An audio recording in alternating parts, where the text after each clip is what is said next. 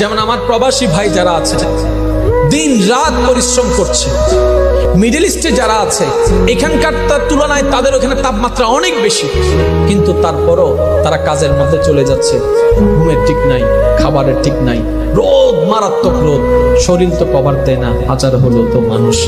তারপরও যখন শরীর ক্লান্ত হয়ে যায়, যখন চিন্তায় চলে আসে পরিবারের কথা, মায়ের চেহারা বেশি উঠে, বউয়ের চেহারা বেশি উঠে, সন্তানদের ভবিষ্যতের চেহারা বেশি উঠে, সে আবার নতুনভাবে একটা শক্তি অনুভব করে আবার কাজের মধ্যে লেগে যায়।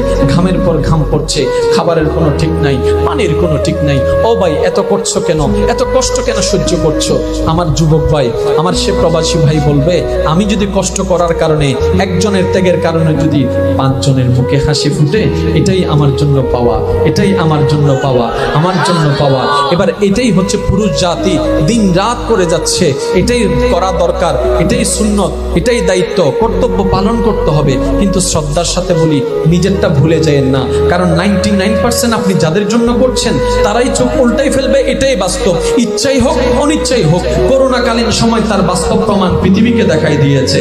আপনরা পর হয়ে গিয়েছে, আপনরা পর হয়ে গিয়েছে, চিহ্নেওয়ালা অচিন হয়ে গিয়েছে, কিন্তু তখনও বান্দারা বারবার স্মরণ করছে একজনকে, আল্লাহ আল্লাহ আল্লাহ। এই করোনাকালীন আল্লাহ ডাকটা প্রমাণ করে দেয়। আল্লাহ পাক বলে, এই বাস্তব তোর আপন কেউ নাই আমি রব ছাড়া, তোর নবী মুস্তাফা ছাড়া।